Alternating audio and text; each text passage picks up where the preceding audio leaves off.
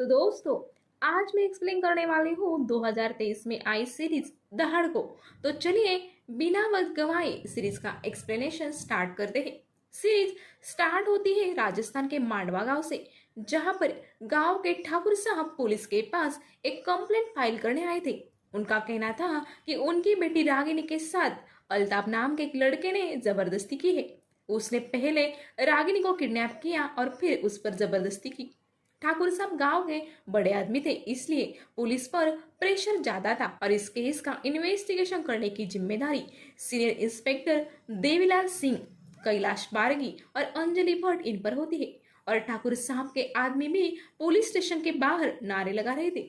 Police जब investigation start करती है तब उन्हें पता चलता है कि रागिनी और अल्ताफ एक दूसरे से प्यार करते थे और दोनों शादी भी करना चाहते थे। लेकिन इस बात की खबर जब ठाकुर साहब को लगी तब से उन्होंने रागिनी को घर में बंद करके रखा है। अब अंजलि और कैलाश जब रागिनी का बयान लेने जाते हैं तब ठाकुर साहब उनको अंजलि के पास नहीं जाने देते और ये दोनों कुछ नहीं कर पाते। लेकिन अब इन्हें लग रहा था कि अल्ताफ के साथ जरूर कुछ गलत होगा, इसलिए वो अल्ताफ को अरेस्ट कर लेते हैं। पुलिस के पास ये दोनों प्यार करते हैं इसके सारे सबूत थे, फिर भी पुलिस कुछ नहीं कर पा रही थी और देवी सिंह को भी ऊपर से अल्ताफ को सजा देने के ऑर्डर मिलते हैं और उसके लिए उसे बहुत सारी रिश्वत भी दी जाती है। देवी सिंह ये बात अंजलि को बताते हैं, तब ये दोनों प्लान करके अल्ताफ को स्टेट के बाहर छोड़ाते हैं। दूसरे दिन पुलिस वाले मीडिया वालों को बोलते हैं कि अल्ताफ के कुछ आदमी आए थे जो उसको भगाकर ले गए। तब उसको पकड़ने की जिम्मेदारी इंस्पेक्टर कैलाश को दी जाती है। तो वही पुलिस स्टेशन एक आदमी आता है जो उसकी कुछ रिपोर्ट फाइल करना चाहता था, लेकिन उसकी बातों को कोई सुनता ही नहीं है। इसलिए वो झूठ बोलता है कि उसकी बहन कृष्णा को कोई मुस्लिम लड़का भगाकर ले गया। पॉलिटिकल लोग इसी बात का फायदा उठाते हैं और पुलिस को इस केस का इन्वेस्टिगेशन करने के लिए बोलते हैं। अंजलि कृष्णा के घर जाती है तब उसे पता चलता है कि कृष्णा 28 साल की थी और उसे एक लड़के से प्यार हुआ था और वो उसके साथ शादी करना चाहती थी, लेकिन उनके इस रिश्ते को उनके घर वाले नहीं मान रहे थे। इसलिए वो लड़का और कृष्णा भागकर शादी करने वाले थे। कृष्णा ने उस लड़के को अपने भाई से कभी भी नहीं मिलवाया था, लेकिन भागने से पहले उसने अपने भाई को एक चिट्ठी छोड़ी थी। उसमें उसने लिखा था कि वो शादी करने के लिए भाग रही है और उसने अपने साथ थोड़े पैसे और जेवर भी ले लिए थे। कृष्णा के भाई से पूछताछ की जाती है तब वो बताता है कि 58 डेज हो गए हैं कृष्णा को घर से भागकर, लेकिन आज तक उसकी कोई खबर नहीं आई है। जब अंजलि कृष्णा के कॉल रिकॉर्ड्स को चेक करती है तब उसे पता चलता है कि कृष्णा किसी इमरान नाम के लड़के के साथ फोन पर बातें क्या करती थी, लेकिन उसके भाई ने पुलिस को जावेद नाम बताया था। तब वो पुलिस को कहता है कि उसे लड़के के बारे में कुछ भी पता नहीं था और उसने झूठ बोला था कि वो किसी मुस्लिम लड़के के साथ भाग गई है, क्योंकि पुलिस स्टेशन में कोई भी उसकी बात को नहीं सुन रहा था। तभी ठाकुर साहब के आदमियों को इमरान नाम के आदमी का पता चलता है और वो सब उसे मारने की कोशिश करते हैं। तभी वहां इंस्पेक्टर अंजलि आकर उसे बचा लेती है।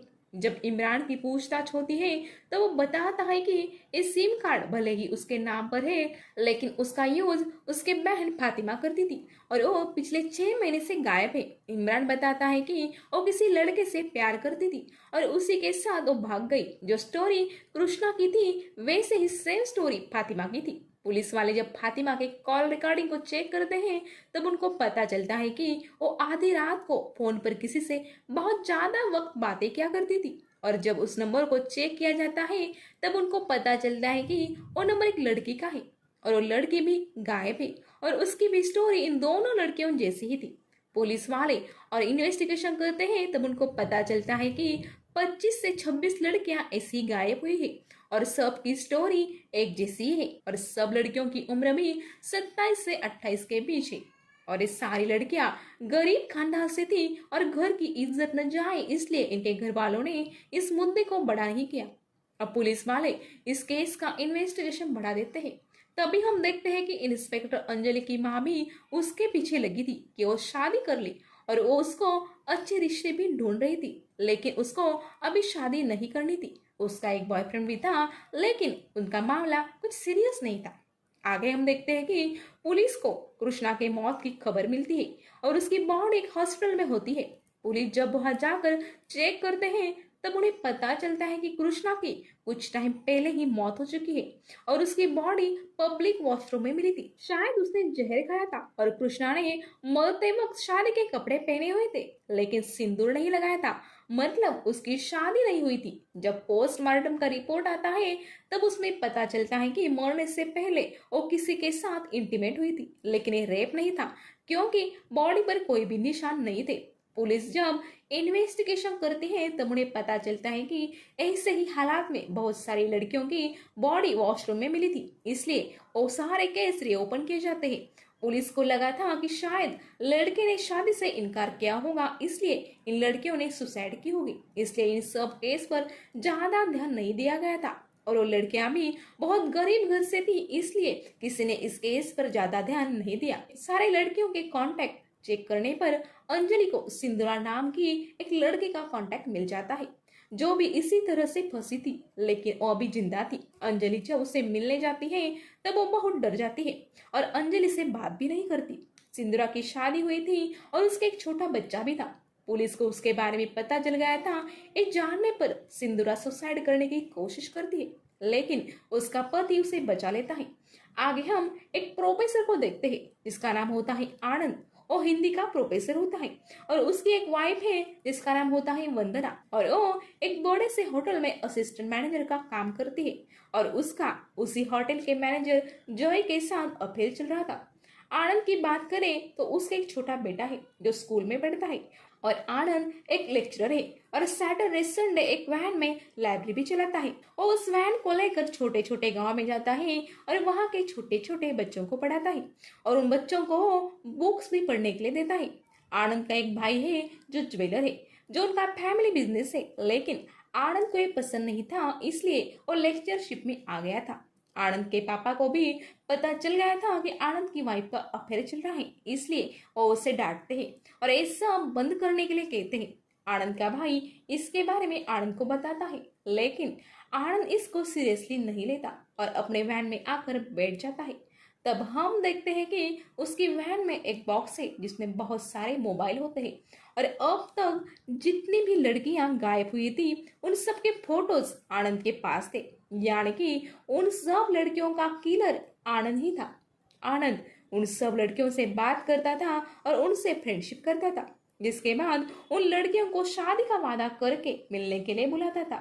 आनंद अपने बेटे को भी कभी भी अपने वैन में आने नहीं देता था, लेकिन एक दिन आनंद वैन के पास नहीं था, तब उसका बेटा अंदर जाता है। तब उसे वहां बहुत सारे मोबाइल दिखते हैं, तो वो अपने लिए एक मोबाइल रख लेता है, लेकिन इस बात का पता आनंद को नहीं था।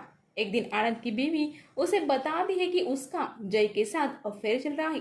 तब आनंद उसे कहता है कि मैं तुमसे बहुत प्यार करता हूँ, तुम मुझे छोड़कर मत जाओ। ये सुनकर उसकी बीवी बहुत ज्यादा गिल्टी फील करती है।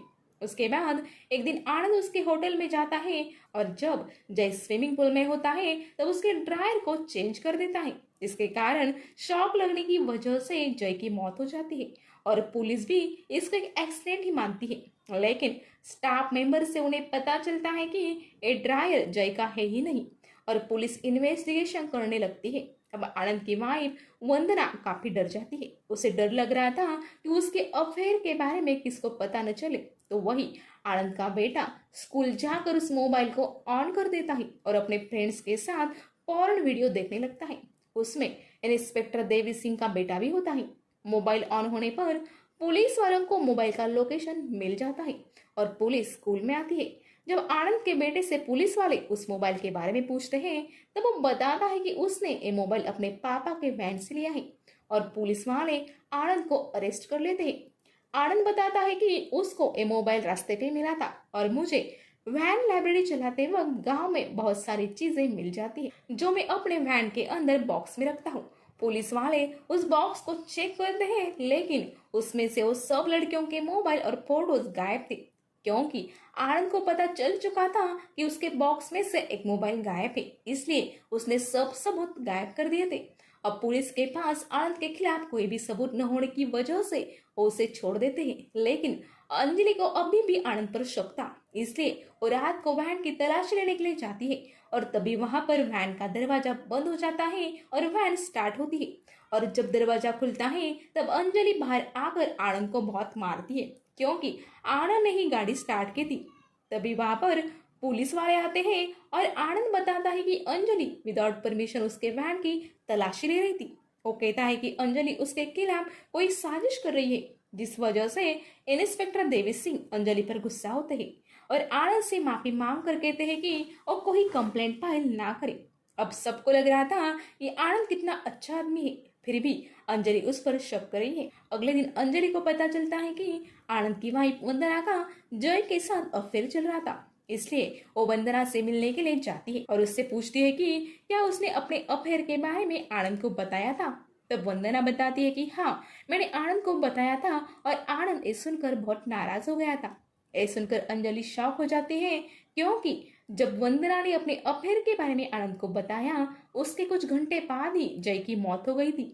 लेकिन वंदना कहती है कि उसके पति बहुत अच्छे हैं और वो जय को नहीं मार सकते। अब आनंद को पता चल चुका था कि पुलिस को मुझ पर डाउट है, इसलिए वो एक प्लान बनाता है। वो अपने भाई के घर जाता है और उसके साथ ड्रिंक करने लगता है। जब उसका भाई अंदर जाता है तब आनंद उसके ड्रिंक में कुछ मिला देता है, जिसकी वजह से उसका भाई वहीं पर सो जाता है। जिसके बाद आनंद उसके भाई के फिंगर वाली बोतल को ले लेता है और उसके कार की एक एडिशनल कीज को लेकर वहां से चला जाता है। इधर इन्वेस्टिगेशन करते वक्त अंजलि को आरती नाम के लड़की का पता चलता है, जिसका फोन ऑन था। अंजलि आरती को मिलने उसके घर जाती है, लेकिन आरती अंजलि को अपना नाम दिव्या बताती है और कहती है कि उसकी बहन का नाम आरती है और वो अभी बाहर गई है। अंजलि के जाने के बाद आरती आनंद को कॉल करती है और उसे बताती है कि पुलिस यहाँ पर आई थी।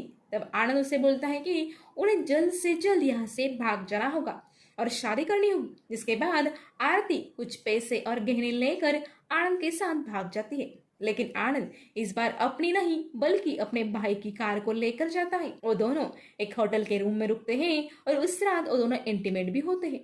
तब आनंद मेमोरी क्रिएट करने के लिए आरती के कुछ फोटोज भी खींचता है। उसके कुछ देर बाद वो आरती को कहता है कि कॉन्डोम फटा था, इसलिए उसे पिल्स लेनी होगी और वो कल सुबह उसके लिए पिल्स लेने जाएगा। इधर अंजलि भी अपने बॉयफ्रेंड के साथ बाहर गई थी, क्योंकि वो कुछ दिन के लिए बाहर जॉब के लिए जाने वाला था। इसलिए वो दोनों इंटीमेट होते हैं और इंटीमेट होने के बाद अंजलि पिल्स लेती है।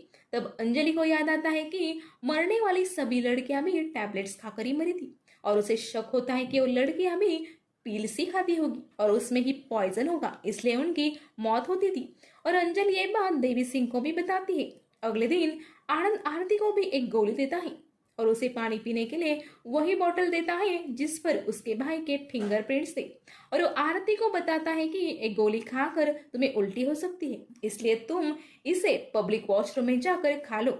आरती आनंद के कहने पर वैसा ही करती है और गोली खाने के बाद तुरंत उसकी मौत हो जाती है, क्योंकि गोली में साइनाइड था और आनंद तुरंत वहां से निकल जाता है। पुलिस वालों को आरती के मौत की खबर मिलती है और जब अंजलि उसे देखती है तब उसे पता चलता है कि ये दिव्या नहीं बल्कि आरती ही थी। उसे बहुत बुरा लगता है कि वो आरती को बचा नहीं सकी। उसके पोस्टमार्टम की रिपोर्ट से पता चलता है कि उसने पिल्स खा ली थी, जिसके तुरंत ही बाद उसकी मौत हो गई। आरती की बॉडी फ्रेश थी, इसलिए पोस्टमार्टम में इस टैबलेट्स के बारे में पता चल गया था। बाकी लड़कियों के मौत की खबर काफी घंटों बाद मिलती थी, इसलिए उनके पोस्टमार्टम से पता नहीं चला था कि उन्होंने कौन सी टैबलेट खाई थी। पुलिस जब सीसीटीवी चेक करते हैं तब वहां उन्हें आनंद के भाई की गाड़ी दिखती है और आरती के पास जो बॉटल थी उस पर भी आनंद के भाई के ही फिंगरप्रिंट्स थे, इसलिए आनंद के भाई शिव को अरेस्ट कर लिया जाता है। शिव समझ नहीं पा रहा था कि उसके साथ ऐसा क्यों हो रहा है। शिव एक ज्वेलर था और उसे ज्वेलरी बनाने के लिए साइनाइड की जरूरत पड़ती थी, जो साइनाइड टैबलेट में मिला था, जिससे एक क्लियर हो रहा था ये सारे मर्डर शिव ने ही किए हैं। लेकिन शिव को उस रात के बारे में कुछ भी याद नहीं था। उसे सिर्फ इतना याद था कि उसने थोड़ी ड्रिंक की थी और उसी की वजह से वो टेबल पर ही सो गया। आनंद ने बहुत ही चालाकी से शिव को इस केस में फंसा दिया था, लेकिन अंजलि का शक अभी भी आनंद पर ही था, क्योंकि अगर शिव ने ऐसा किया होगा तो इतने सारे सबूत अचानक से कैसे मिले? अभी तक इतने सारे मर्डर हुए थे लेकिन एक भी सबूत नहीं मिला था। शिव के खिलाफ इतने सारे सबूत मिलने की वजह से अंजलि को डाउट आ रहा था, इसलिए वो आनंद की वाइफ वंदना से मिलती है और उसे बताती है कि जय की मौत एक्सीडेंट नहीं थी बल्कि उसका मर्डर हुआ है और उसका पूरा शक आनंद पर है। और वंदना को सारी मारी हुई लड़कियों के फोटोज दिखाती है, लेकिन वंदना कहती है कि आनंद और शिव इसमें से कोई भी ऐसा नहीं कर सकता। तो वही शिव की वाइफ शिव को बाहर निकालने के लिए आनंद को कॉल करती है, लेकिन आनंद उसका एक भी कॉल नहीं उठाता। वंदना जब वो फोटोज लेकर घर आती है तब उन्हें फिर से देखने लगती है और उसे याद आता है कि उसके घर में जो ज्वेलरी है उसमें से कई सारी ज्वेलरी उन लड़कियों ने भी पहनी हुई है। तब वंदना को पता चलता है कि ये सब आनंद ही कर रहा है, इसलिए वो आनंद पर गुस्सा होती है और उसे इन सब के बारे में पूछती है। आनंद को जब पता चलता है कि अब उसका सब राज वंदना को पता चल गया है तब वो वंदना को वॉशरूम में बंद कर देता है और खुद सब ज्वेलरी और पैसे लेकर भाग जाता है। वंदना पुलिस को कॉल करती है और पुलिस को आनंद के बारे में सब कुछ सच सच बता देती है। अंजलि वंदना से कहती है कि उसे आनंद के खिलाफ बयान देना होगा और वंदना भी इसके लिए मान जाती है। इसके बाद अंजलि सिंदूरा के पति को कांटेक्ट करती है और पति के कहने पर सिंदूरा अंजलि से बात करने के लिए तैयार होती है। वो बताती है कि आनंद ने मयूर बनकर उसे फंसाया था। वो बहुत गरीब घर से थी, इसलिए उनके पास दहेज के लिए पैसे नहीं थे और उसी के कारण उसकी शादी नहीं हो रही थी। उम्र लगभग 28 साल हो गई थी, इसलिए शादी का प्रेशर था। तब उसकी लाइफ में मयूर आ गया जो उससे प्यार के बड़े बड़े दावे करने लगा। सिंदूरा को लगा कि मयूर उससे सच में बहुत प्यार करता है। मयूर ने उसे कहा कि घर वाले शादी के लिए तैयार नहीं होंगे, इसलिए उन्हें भागकर शादी करनी होगी। प्लान के मुताबिक सिंदूरा मयूर के साथ भाग गई। वो दोनों एक लॉज पर रुके और वहीं पर इंटीमेट भी हुए। उसके बाद मयूर ने सिंदूरा को बताया कि कॉन्डोम फट गया था, इसलिए उसे पिल्स लेनी होगी और जब वो पिल्स लेने के लिए वॉशरूम गई तब टैबलेट को टंग पर रखते ही वो बेहोश हो गई और जब उसे होश आया तो वो हॉस्पिटल में थी। घर वालों को कॉल किया और उसके पेरेंट्स आ गए। उन्होंने सोचा कि ये सब छुपाना ही बेहतर होगा, इसलिए उन्होंने कोई कंप्लेंट भी नहीं की और सिंदूरा की किसी दूसरे जगह शादी कर दी और इसी कारण सिंदूरा कुछ भी नहीं बोल रही थी। अंजलि सिंदूरा को कुछ फोटोज दिखाती है। तब सिंदूरा आनंद का फोटो उठाती है और बताती है कि इसी ने मयूर बन के मुझे फंसाया है। अब अंजलि के पास आनंद के खिलाफ बहुत सारे प्रूफ जमा हो गए थे, लेकिन आनंद भाग गया था। अंजलि शिव के पास जाती है और उसे उस रात के बारे में पूछती है। तब शिव बताता है कि आनंद उस रात ड्रिंक लेकर आया था और जब शिव अंदर गया और वापस आकर ड्रिंक करने लगा तो कुछ टाइम बाद वहीं पर सो गया। इससे अंजलि समझ जाती है कि जरूर आनंद ने कुछ गड़बड़ की होगी। उसके बाद अंजलि शिव के घर की तलाशी लेती है तो वहां पर उसे आनंद के फिंगरप्रिंट्स मिलते हैं और शिव के गाड़ी की दूसरी चाबी भी गायब थी और इन सब से एक क्लियर हो गया था कि आनंद ने ही शिव को फंसाया था। इसके बाद शिव को छोड़ दिया जाता है। पुलिस को पता चलता है कि आनंद की वैन एक टोल नाके से गुजरी है, लेकिन पुलिस वाले जब वहां जाते हैं तब उन्हें पता चलता है कि आनंद ने उस वैन को किसी को बेच दिया है और वो आदमी वैन को चला रहा था। अब पुलिस वालों के पास आनंद के खिलाफ कोई भी क्लू नहीं था। आगे हमें पता चलता है कि आनंद कहीं गया ही नहीं था, वो तो अपने पापा के घर में छुपा हुआ था। आनंद के पापा को जब आनंद के बारे में पता चलता है तो वो उसे पुलिस के पास लेकर जाने वाले होते हैं, लेकिन आनंद उन्हें बताता है कि अगर आप मुझे पुलिस के पास लेकर गए तो मैं पुलिस को बता दूंगा कि आपने ही मेरी माँ को मारा है। एक्चुअली आनंद के पापा ने आनंद की माँ का मर्डर किया था और बच्चों को बताया था कि पुलिस को बताओ कि उनकी माँ सीढ़ियों से फिसलकर गिर गई है। अब आनंद के ऐसा कहने पर वो रुक जाते हैं और आनंद उनसे पैसे लेकर वहां से भाग जाता है। तब उसके पापा फौरन पुलिस को खबर कर देते हैं, लेकिन आनंद तब तक फरार हो चुका था। कुछ टाइम बाद हम देखते हैं कि आनंद रिचर्ड बन के गोवा में एक मरियम लड़की से शादी कर लेता है क्योंकि वो अपनी नई लाइफ स्टार्ट करना चाहता था। इधर पुलिस को भी पता चलता है कि आनंद मरियम नाम की लड़की से वीडियो चैट करता था। वो मरियम के फोन की खोज करते हैं, लेकिन आनंद मरियम का फोन ही तोड़ देता है ताकि कोई भी मरियम के पास नहीं पहुंच सके। आनंद चाहता था कि मरियम को जल्द से जल्द एक बच्चा हो क्योंकि कोई भी फैमिली वाले आदमी पर ज्यादा शक नहीं करते। इधर ठाकुर साहब फिर से कंप्लेंट लेकर आते हैं कि उनकी बेटी गहने लेकर भाग गई है। देवी सिंह उन्हें समझाते हैं, लेकिन ठाकुर साहब नहीं मानते और कंप्लेंट कर देते हैं। तब हमें पता चल जाता है कि इंस्पेक्टर कैलाश को पता चल गया था कि अल्ताफ को भगाने वाले और कोई नहीं बल्कि देवी सिंह और अंजलि है। लेकिन उस सीनियर ऑफिसर को कुछ भी नहीं बोलते, उल्टा उन्होंने रागिनी और अल्ताफ को भागने के लिए उनकी हेल्प की और उनकी शादी भी करा दी। और रागिनी भी कोर्ट में आकर बयान देती है कि अल्ताफ ने उसके साथ जबरदस्ती नहीं की थी और उन दोनों ने अपने मर्जी से एक दूसरे से शादी की है। इसलिए अल्ताफ पर जो केस थी वो नील हो जाती है। तो वही गोवा में आनंद अपना नया शिकार ढूंढने के लिए निकल पड़ता है। वो वही के एक स्कूल में पढ़ाता है और वही के बस स्टॉप पर एक लड़की रेणुका से बात करता है। आनंद उससे फ्रेंडली बात करता है और रेणुका भी इम्प्रेस हो जाती है। आनंद रेणुका को प्यार के बड़े बड़े वादे करता है और रेणुका भी मान जाती है। आनंद मरियम से कहता है कि उसने और एक जॉब ज्वाइन कर लिया है और सैटरडे संडे गांव के बच्चों को पढ़ाएगा, इसलिए उसे सैटरडे संडे घर के बाहर रहना पड़ेगा। मरियम भी मान जाती है। जब आनंद निकल जाता है तब मरियम एक फ्रिज रिपेयर करने वाले को बुलाती है। उसके पास कैश नहीं थी, इसलिए वो डेबिट कार्ड का यूज करती है, जिसकी वजह से पुलिस वालों को उसका लोकेशन मिल जाता है। उसके बाद अंजलि और देवी सिंह मरियम के घर आते हैं और उसे आनंद के बारे में सब कुछ सच सच बता देते हैं और उसे आनंद को कॉल करने के लिए कहते हैं। और जब आनंद को कॉल करती है तब पुलिस वाले आनंद का फोन ट्रेस कर लेते हैं, लेकिन उसका फोन एक स्कूटी के डिक्की में मिलता है। आनंद हमेशा ऐसा ही करता था, वो अपना मोबाइल दूर कहीं छोड़ता था ताकि किसी को उसका लोकेशन ना मिल पाए। लेकिन अंजलि जानती थी कि आनंद उस लड़के को लेकर जरूर किसी होटल में गया होगा, इसलिए अंजलि आसपास के सभी होटल में आनंद का फोटो भेज देती है और एक जगह पर आनंद का पता मिल भी जाता है और पुलिस वहां पर जाती है। तब आनंद रेणुका के साथ था और वो रेणुका को कह रहा था कि कॉन्डोम फटा हुआ था, इसलिए उसे पुलिस खानी होगी।